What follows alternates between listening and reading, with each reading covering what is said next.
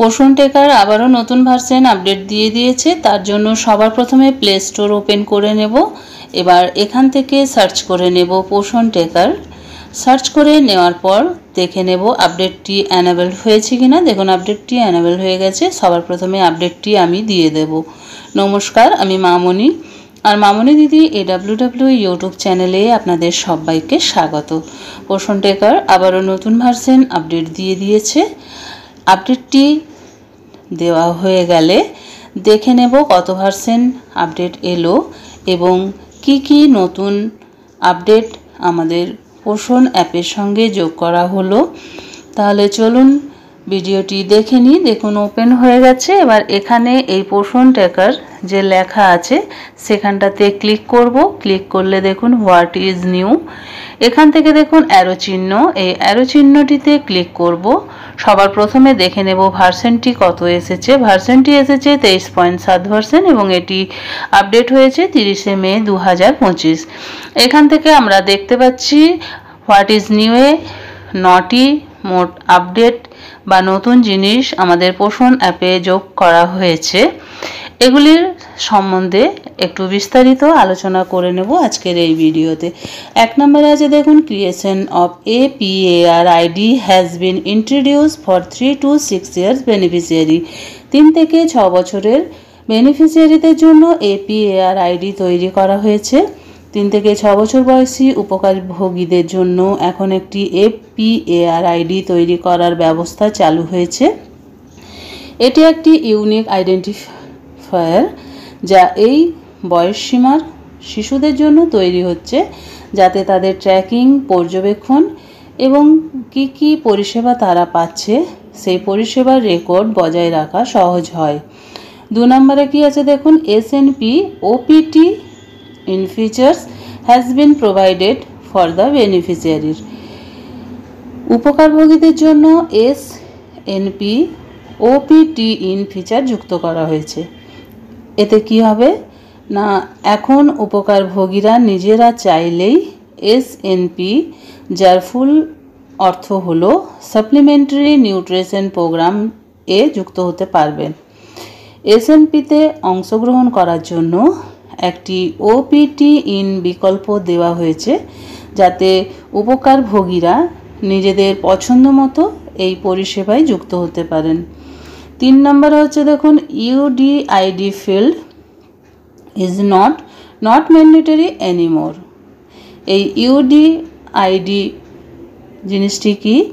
এটি হচ্ছে বিশেষ চাহিদা সম্পন্ন যে সার্টিফিকেট, যাকে বলছে দিব্যাং চাইল্ডের যে সার্টিফিকেট, বা আমাদের জন্য একটি অপশন এসেছিল যে শিশুটি দিব্যাং কিনা, সেটি এখন আর আবশ্যিক নয়।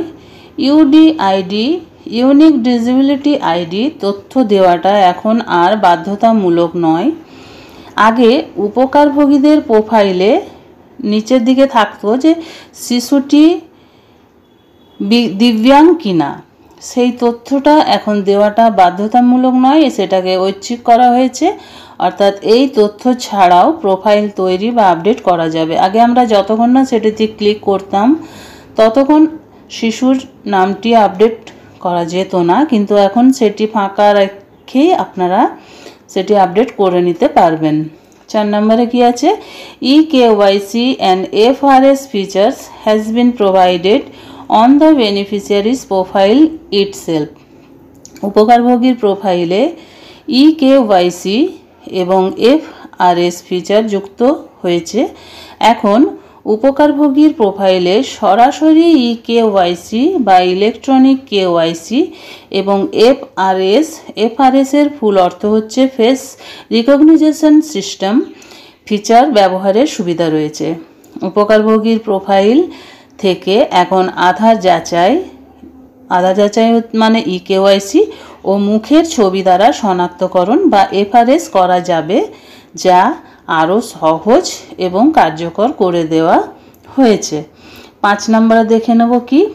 5 নম্বরে হচ্ছে ECCE is restricted on Sunday। রবিবার দিন আমরা যে যদি কোনো ইসিসিই কার্যক্রম করতাম সেটা এখন থেকে বন্ধ থাকবে। এখন থেকে রবিবার দিন ইসিসিই, যার পুরো অর্থ হচ্ছে early childhood care and education কার্যক্রম চালু থাকবে না। শিশুদের প্রারম্ভিক শিক্ষা সংক্রান্ত কার্যক্রম সপ্তাহে 6 দিন চলবে। রবিবার দিনটা যদিও বা আমাদের সমস্ত কাজ পোষণে বন্ধ থাকতো, ক্লোজ দেখাতো, তবুও ইসিসিই যে আর্লি চাইল্ডহুড কেয়ার এডুকেশনের কোনো কাজই কিন্তু আর রবিবার চালানো যাবে না, সেটা বন্ধ করে দেওয়া হয়েছে। 6 নম্বরে দেখুন কি আছে, changes has been made to ensure that school going flag has no impact on SNP. আমরা যখন কোনো শিশুর নাম তুলতাম তখন সেখানে আমাদেরকে প্রশ্ন করা হতো যে শিশুটি আইসিডিএসে পড়ে না স্কুলে যায়। আমরা যদি স্কুল গোয়িং করে দিতাম তাহলে কিন্তু শিশুটির নাম আমাদের এসএনপি থেকে চলে যেত, আমরা শিশুটিকে আর এসএনপি দিতে পারতাম না। কিন্তু এই ভার্সনে স্কুল যাওয়া ফ্ল্যাগ বা এসএনপিতে আর প্রভাব ফেলবে না। এখন থেকে স্কুল গোয়িং বা স্কুলে যায় এমন যে চিহ্নটি এসএনপি পরিষেবায়, এটি আর কোনো প্রভাব ফেলবে না। আগে যদি কোনো শিশু স্কুলে যেত তাহলে হয়তো সে এসএনপি সুবিধা পেত না। এখন এই নিয়মটি বাদ করে দেওয়া হয়েছে। স্কুল যাক বা না যাক, যে কোনো অবস্থাতেই শিশু কিন্তু আমাদের কেন্দ্র থেকে এখন এসএনপি পাবে। 7 নম্বরে কি আছে দেখুন, THR can be provided without OTP now. যেসব জায়গায় THR দেওয়া হয় সেখানে অনেক দিন ধরেই ওটিপি নিয়ে একটি সমস্যায় পড়ছিলেন সেখানকার ওয়ার্কার দিদিরা।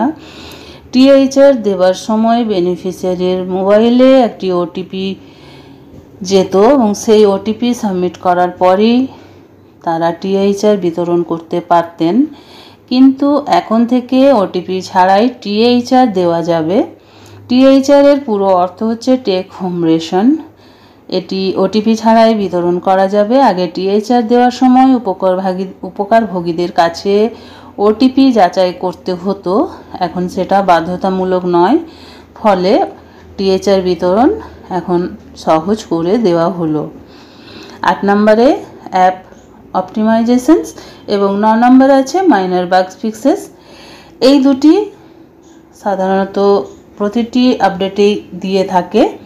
অ্যাপ অপটিমাইজেশন মানে অ্যাপটিকে আরও দ্রুত ও কার্যকরভাবে কাজ করার জন্য উন্নত করা হয়েছে।